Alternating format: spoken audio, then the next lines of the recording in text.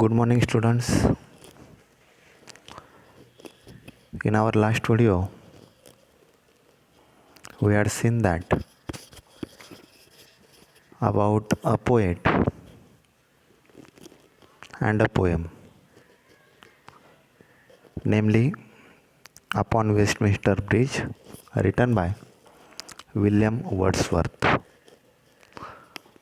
Today, we are going to learn a poem. Now, let us see Upon Westminster Bridge. Earth has not anything to show more fair. Dull would he be of soul who could pass by a sight so touching in its majesty. This city now doth like a garment wear the beauty of the morning, silent bare, ships, towers, domes, theatres, and temples lie open up to the fields and to the sky, all bright and glittering in the smokeless air. This is the octave part of a Petrarchan sonnet. Then, ahead of a sextet, you can see here, never did sun more beautifully steep in its first splendor valley, rock, or hill. Never saw, I never felt a calm so deep. The river glid at his own sweet will. Dear God, the very houses seem asleep, and all that mighty heart is lying still. Dear friends, in this poetry, poet has given a natural beauty and a man-made beauty. In the introduction, we also seen that this is a story, this is a seeing scene by the William Wordsworth. This is the incident of the year of 1802. He was traveling with his sister Dorothy, and they go out of the town. They had to cross over the Westminster Bridge on the river of Thames. Now this belongs to England because Westminster Bridge built up on the river of Thames, and Thames river is belong to country of England, यानी कि ये England country से जुड़ा हुआ part है। William Wordsworth और उनकी sister Dorothy 1802 में उनके गांव के बाहर से वेस्टमिंस्टर ब्रिज से जा रहे थे। Now we can say that the title of the poem is significant as it directly takes us to the scene which has inspired the poet to admire the natural beauty around the city of London at dawn. Now here a time is given, a dawn. Dawn means it's early in the morning before the sun rise. यानी कि sunrise होने के पहले का जो समय है वो यहाँ पर दिया हुआ है। Right in the beginning the poet who is famous for his love for nature, who is personifies the earth, telling the readers how touching it looks early in the morning. यहाँ पर पोएट ने दिया है, बताया है कि before the sunrise how the natural beauty, how the earth looks like, earth किस प्रकार से दिखाई देती है, ये सृष्टि या वो गाँव, वो सिटी किस प्रकार से दिखाई देती है। All the information very beautifully he has explain here. Now see first line of a poet, and before going to start it you must have to remember our first lecture, first video. Rhyming scheme आपको ध्यान में रखना है। Rhyming words भी ध्यान में रखना है, and such a way we have to be learn a parts of speech. It means figures of speech. Now see, earth has not anything to show more fair. Writer उनकी sister के साथ उस city से early in the morning घर से बाहर निकले, and at that time the earth का मतलब यहाँ पर वो सिटी और वहाँ का जो नेचर है, वहाँ का जो एरिया है, it is not anything to show more fair. यानी कि इससे अलग, इससे दूसरा कोई ब्यूटीफुल हो ही नहीं सकता है. इतने अच्छे से राइटर ने, पोएट ने यहाँ पर बताया है. How it is, dull would he be of soul who could pass by. For example, someone is very dull. Dull का मतलब यहाँ पर बोरिंग, यानी कि कितना भी व्यक्ति बोर हुआ है, लेकिन इस एरिया से या ऐसी जगह से वहाँ से वो गुज़र रहा है, तो वो व्यक्ति वहाँ पर खुश होना ही चाहिए, बिकॉज ऑफ ओनली नेचर. इतना अच्छा खासा यहाँ पर नेचर है. Now in this line here is a figure of speech. इस लाइन में यहाँ पर फिगर ऑफ स्पीच भी है. सेकंड लाइन में dull would he be of soul who could pass by, यानी कि पोएट को यहाँ पर कहना था he would be of dull soul, यानी कि वो व्यक्ति जो यहाँ से गुजर रहा है, ऐसे उनको कहना था. लेकिन उन्होंने पहले वर्ड दिया है dull. Would he be of soul who could pass by, यानी कि यहाँ पर पोएटिक इफेक्ट के लिए पोएट ने वर्ड्स को रीअरेंज किया है. यानी कि जिस प्रकार का अपना सेंटेंस होना चाहिए उस प्रकार से उन्होंने लिखा नहीं है. अगर उनको रियल इंग्लिश लैंग्वेज में लिखना होता तो उनको किस प्रकार से लिखना चाहिए था, पहले सब्जेक्ट आना चाहिए था, बाद में हेल्पिंग वर्ब आना चाहिए था, और बाद में वर्ब, बाद में ऑब्जेक्ट. लेकिन यहाँ पर उन्होंने पहले डल लिखा है, बाद में हेल्पिंग वर्ब दिया है, बाद में सब्जेक्ट दिया है, और बाद में ऑब्जेक्ट दिया है. सो फॉर द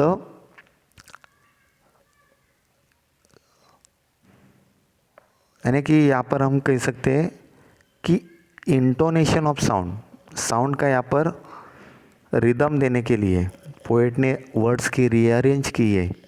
तो यहाँ पर ये फिगर ऑफ स्पीच है, ध्यान में रखना. इन्वर्जन, अगर पोएटिक लाइन रियल मेथड में नहीं दिया है या रियल सिस्टम में नहीं दिया है, तो वहाँ पर वो फिगर ऑफ स्पीच रहता है इन्वर्जन. तो ध्यान में रखो, सेकंड लाइन में इन्वर्जन.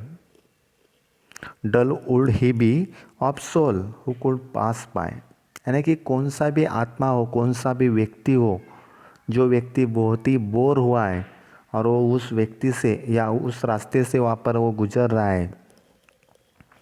वो रास्ता किस प्रकार से, देखो, पोएट भी उस रास्ते से गुजर रहा था. A sight so touching in its majesty. Sight का मतलब है यहाँ पर सीन.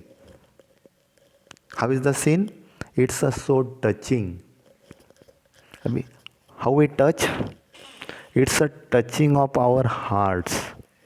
अपने दिल को छू जाने वाला इस प्रकार का वहाँ पर वो साइट है. यानी कि इतना ब्यूटीफुल सीन है, इतना ब्यूटीफुल दृश्य है. अभी कहाँ पर है वो, इन इट्स मैजेस्टी. मैजेस्टी का मतलब यहाँ पर है सिटी, यानी कि जो लंदन सिटी वहाँ पर दी है, उस सिटी पर या उस सिटी में ये बहुत ही ब्यूटीफुल सीन वहाँ पर दिया हुआ है. This city now doth like a garment. देखो, और वो लंदन सिटी किस प्रकार से दिखाई दे रही है पोएट को. दिस सिटी नाउ डोथ, डोथ का मतलब है डज. किस प्रकार से दिखाई दे रही है, लाइक अ गारमेंट. जैसे हम नहाने के बाद अच्छा दिखने के लिए जिस प्रकार से गारमेंट पहनते हैं, अभी गारमेंट का मतलब है पहनना, अभी पहनने के लिए हम कपड़े पहनते हैं। अगर कोई नारी होती है तो वहाँ पर वो श्रृंगार करती है। तो इस प्रकार से वो लंदन सिटी बहुत ही अलग अलग छवि से परिधान की हुई लग रही है। Dear friends, in this poetic line, here is also a figure of speech. Like a garment के जैसे, जैसे हम परिधान करते हैं ब्यूटी के लिए, सुंदरता के लिए, हैंडसम के लिए, उस प्रकार से वो सिटी लग रही है। तो यहाँ पर ध्यान में रखो, गारमेंट करना यानी कि परिधान करना, this is the quality of a human being which is given to inanimate object. तो ये फिगर ऑफ स्पीच अपना हुआ है अर्लियर पोएम्स। तो यहाँ पर है पर्सोनिफिकेशन, चेतना गुणोक्ति। तो वहाँ पर पोएट को लग रहा है कि यहाँ पर ये सिटी ने अलग अलग प्रकार का श्रृंगार किया हुआ है। वियर, वियर का मतलब वही है पहनना, यानी कि जो श्रृंगार है वो श्रृंगार उस सिटी ने वहाँ पर पहना हुआ है। The beauty of the morning silent bare. Now see how is the beauty of the morning. अगर आप सुबह early in the morning at the situation of dawn, यानी कि अंधेरा है और दिन निकलने वाला है, उस समय पर अगर आप बाहर निकलते हो तो this is the real beauty in the morning. बहुत ही अच्छी सी सुबह रहती है, मॉर्निंग का समय रहता है, which is very silent and bare. Silent का मतलब है शांत, क्वाइट। बेयर का मतलब है open. There were no crowd situation on the road, on the path, in the city. यानी कि रास्ते पर, सिटी में, वहाँ पर कोई भीड़ नहीं दिखाई देती है, इतना सन्नाटा वहाँ पर दिखाई देता है। सो राइटर ऑब्जर्व दिस, राइटर ने एक्सपीरियंस लिया है कि इतने सुबह सुबह कितना ये अपनी सिटी साइलेंट है, कितना ओपन स्पेस है। सो writer express this, and early in the morning writer also guessed that ships, towers, domes, theaters and temples lie, and when they went out of the house for the morning walk, at that time they had seen that the ships upon the Westminster bridge, Westminster bridge से उन्होंने उस Thames river में ships देखा है। अभी ships का काम अलग अलग हो सकता है। On the ships there were may be a fisherman, वहाँ पर वो फिशरमैन हो सकते हैं, मच्छी मार करने वाले लोग हो सकते हैं। टावर्स, उस ब्रिज से उन्होंने टावर्स देखे जो सिटी में रहते। डोम्स, जो घुमट रहते वो घुमट उन्होंने देखे। थिएटर्स, उस ब्रिज से उन्हें थिएटर्स दिखाई दे रहे। And they also had seen temples lie, यानी कि जो मंदिर है, मस्जिद है, मस्जिद है या चर्च है, we can call them temples. And it's the lie, अगर सच में ये टेम्पल्स होता तो यहाँ पर भीड़ क्यों नहीं है। यानी कि early in the morning each and every person have to pray for the god, भगवान के लिए हर एक को मानना चाहिए सुबह सुबह, लेकिन वहाँ पर भगवान के लिए कोई दिखाई नहीं देता है, भगवान है ही नहीं है, तो भगवान के लिए वहाँ पर सुबह कोई नहीं है। तो टेम्पल्स लाए, इस प्रकार से वहाँ पर उन्होंने वो सीन देखा हुआ है।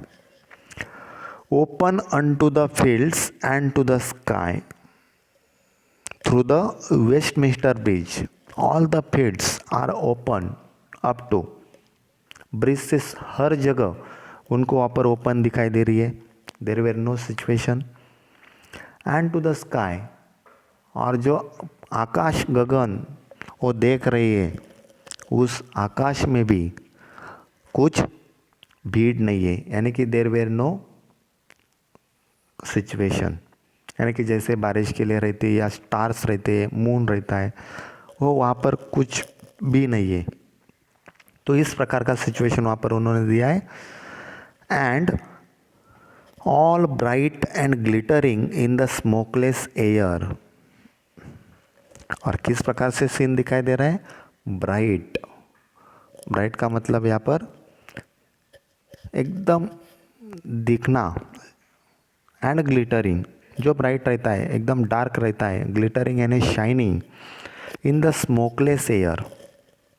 अगर आप सुबह बाहर निकलते हैं तो वहाँ पर जो हवा रहती है, वहाँ पर जो एयर रहता है, वहाँ पर जो ऑक्सीजन रहता है, इट इज़ वेरी स्मोकलेस, यानी कि वहाँ पर कोई धुआं नहीं रहता है। It means there were no pollution, वहाँ पर कोई पोल्यूशन नहीं रहता है। अगर आप सुबह निकलने के बाद, सनराइज़ होने के बाद घर से बाहर निकलते हैं तो वहाँ पर स्मोक फुल एयर रहती है, यानी कि प्रदूषण युक्त हवा रहती है। और वहाँ पर आपको कुछ ग्लिटरिंग नहीं दिखाई देता है, शाइन नहीं करता है। तो वहाँ पर खाली आपको क्राउड दिखाई देता है, वहाँ पर कुछ ब्राइट नहीं रहता है। तो यहाँ पर सुबह सुबह पोएट को स्मोकलेस एयर का एहसास होता है, यानी कि पोल्यूशन लेस, कोई वहाँ पर पोल्यूशन नहीं है, बहुत ही शांत है, बहुत ही सुंदर है, स्मोकलेस एयर है, धुआं नहीं है। So like the beauty he and her sister both have observe in the sestet part, sorry Octave part. ये 8 लाइन में पोएट ने यहाँ पर दिया हुआ है। So this is the natural beauty. Okay, sorry ये जो है वहाँ पर मैनमेड है, शिप्स है, टावर्स है, डोम्स है, थिएटर है, टेम्पल है, all these arts created by the human being. So this is the man-made creation which are given in the octave part. Now see what poet want to say in a sestet part. Never did sun more beautifully steep. Now poet are saying ahead, आगे वो बता रहे हैं कि I had never seen in my life such a way sun steeping, यानी कि मैंने मेरे जन्म ने या मेरे जीवन में कभी इस प्रकार से इस सन को इतनी सुंदरता से स्टिप करते दिखाई नहीं दिया है।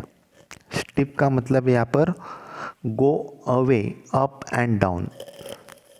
जैसे यहाँ पर मॉर्निंग का टाइम दिया है तो अप कर रहा है, सन राइज हो रहा है, यानी कि इतना सुंदर सनराइज होते हुए मैंने ज़िंदगी में कभी देखा नहीं है।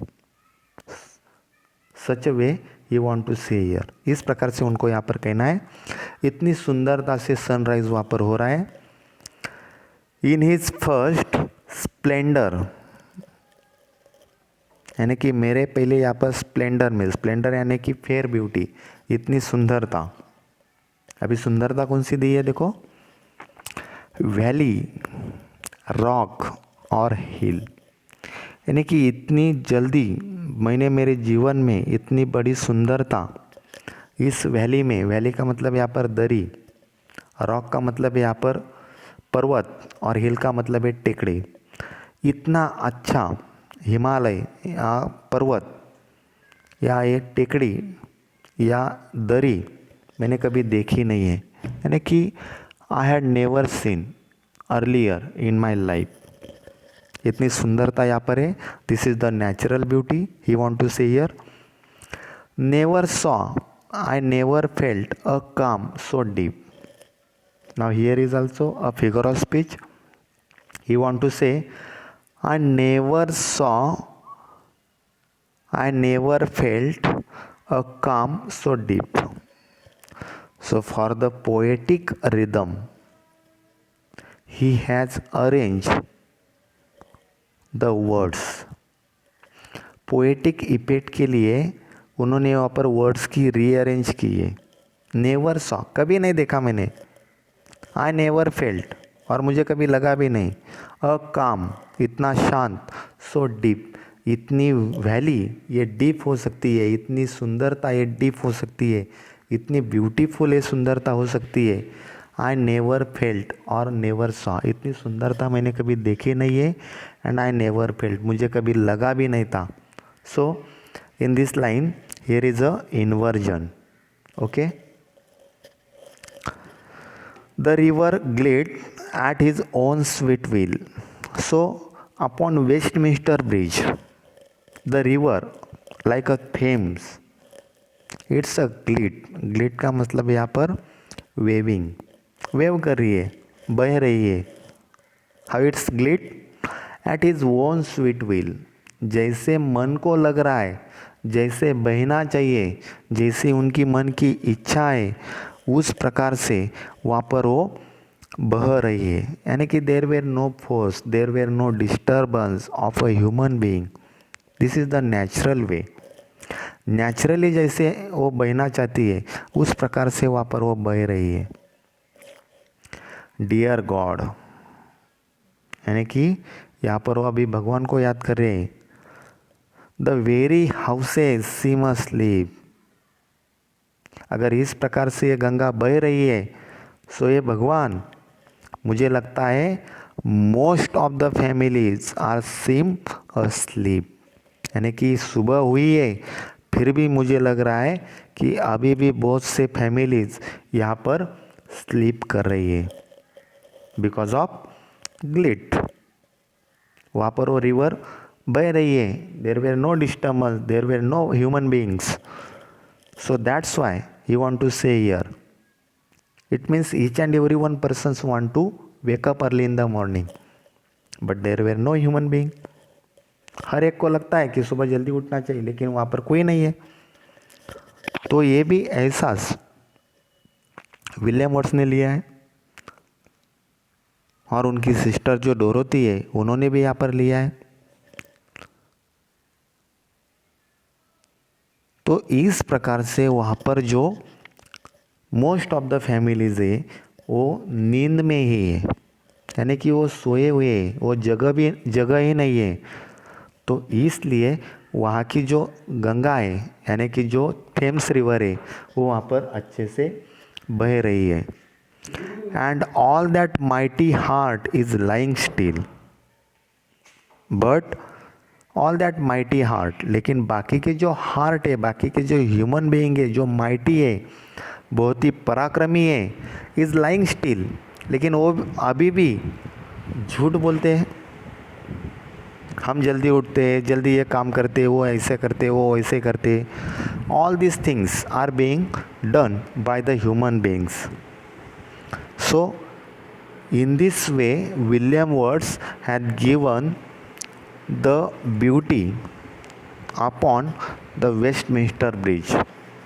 So according to this poetry, according to this explanation, we have to write there the rhyming pairs of words of the octave parts and also a sestet part.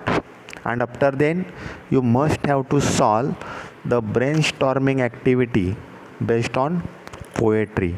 Okay, now today we shall stop here, and in next lecture we will see the another part. Good day.